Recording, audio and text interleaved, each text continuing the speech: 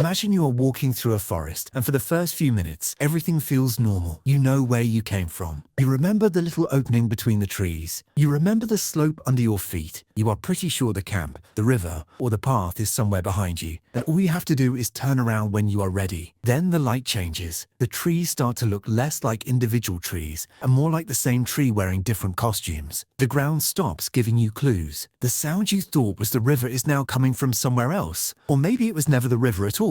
You turn back, but the world does not turn back with you. That is the moment when getting lost becomes dangerous.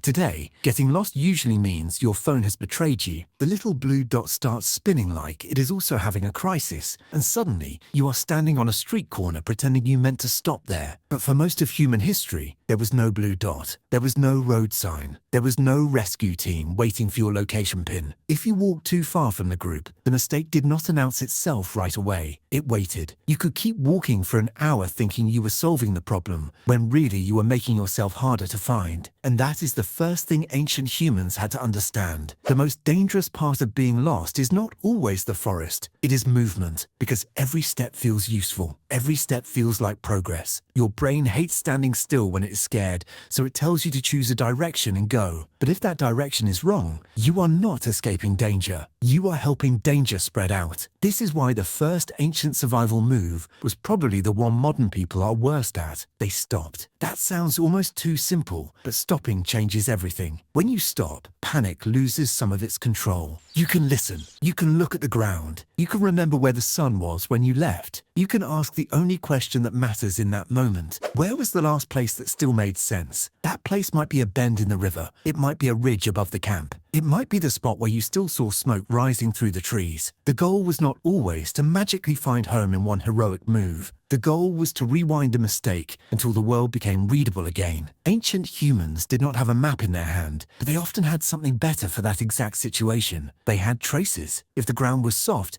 they could search for their own footprints. If they had pushed through grass, the grass might still lean in the direction they walked. If a twig was freshly broken, it might tell them they had passed there recently. To us, that might sound like detective work. To them, it was normal attention. The ground was the first search engine, and unlike a phone, it did not give you a clean answer. It gave you hints. A footprint could disappear. Rain could erase a trail. A rocky patch could break the story completely. So they could not trust one clue too much. They had to wait until several pieces agreed. That is why high ground mattered. If you are lost under trees, the world closes around you. Everything near you becomes too important, because it is all you can see. But if you climb even a small hill, the land changes shape. A river might appear. Smoke might rise from camp. A familiar ridge might show itself again, and suddenly the place that felt like a maze becomes a pattern. This is one of the oldest navigation instincts humans have. When the land stops making sense, get above it. But even that was not perfect. Smoke can disappear when the fire dies down. A valley can pull you in the wrong direction. A river can help you or trick you, depending on whether you know where it leads. Nature gives signs, but nature does not care whether you read them correctly. That is what makes ancient navigation so impressive. It was not one magic trick. It was a chain of small decisions. Stop before panic chooses the path. Find the last place that made sense. Look for your own trace. Get higher if the ground gives no answer. Use water, smoke, sun, stars, and familiar land only when they agree with each other. And if darkness is coming, stop trying to win the whole problem before nightfall, because night changed everything. Once the sun went down, the same forest became a different world. A path you could read in daylight could vanish into black shapes. A harmless sound could become a warning. Moving too far in the dark meant you could fall, lose your trail, or walk straight past the one clue that would have saved you in the morning. So sometimes the smartest ancient move was not to keep searching. It was to survive until the world became visible again. That meant finding shelter from wind. It meant making yourself noticeable if you could. A fire was not just warmth. It was a signal. It was protection. It was a small, bright argument against the dark, saying that a person was still there. And this is where the modern idea of being lost gets something wrong. We imagine it like a solo survival story, one person against the wilderness. But ancient humans were not built to survive as lone heroes. They survived in groups. The group remembered where you went. The group knew your habits. The group knew which direction made sense if you had gone to find water, gather food, or follow tracks. In other words, the people looking for you were not starting from nothing. They knew the landscape too. If someone vanished near camp, the group could search the routes that person was likely to take. They could check the river crossing. They could call from higher ground. Wilson! ¡Lo siento! ¡Lo siento, Wilson! They could look for tracks before wind or rain destroyed them. The same shared knowledge that helped people travel also helped bring them back. That is probably the biggest difference between ancient humans and us. Their world was not anonymous. Every place had a history attached to it.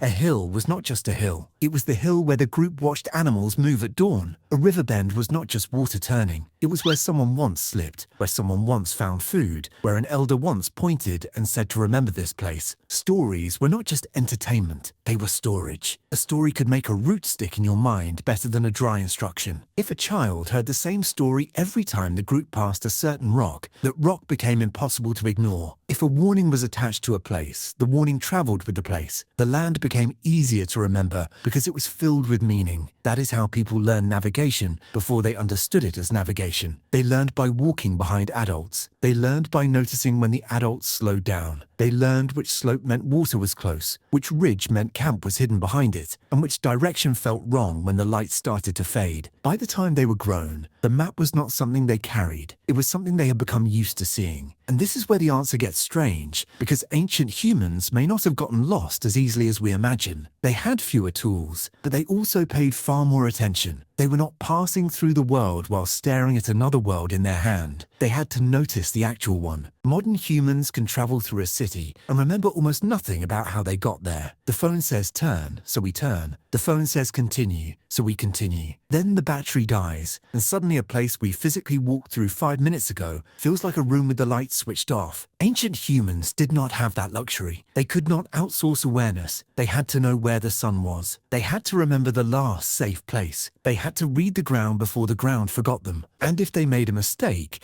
they had to make the mistake smaller before it became a disaster. So what did ancient humans do when they got lost? They did not just wander and hope. They stopped before panic carried them farther away. They searched for the last place that still made sense. They read footprints, broken ground, smoke, water, hills, and stars as pieces of one larger puzzle. If night came, they protected the body first and waited for daylight to return the world to them. And if they belonged to a group, which most people did, survival was not only in their own head, it was in the memory of everyone who knew where they might have gone. That is the part we forget. Getting lost has never only been about not knowing the way. It is about losing your connection to the world around you. Ancient humans survived that moment by rebuilding the connection one clue at a time. A footprint in mud, a line of smoke above the trees, a ridge that looked familiar from the wrong side, one small sign that said the world was not random after all. And maybe that is why this question still feels uncomfortable, because we have better maps than any human beings in history, but without them, many of us notice less than our ancestors noticed every day. They did not have GPS. They did not have road signs. They did not have a voice telling them where to turn. They had the land, the group, and the discipline to stop before fear made the decision for them. For most of human history, that was how you found your way back. Not by being fearless, by paying attention before it was too late.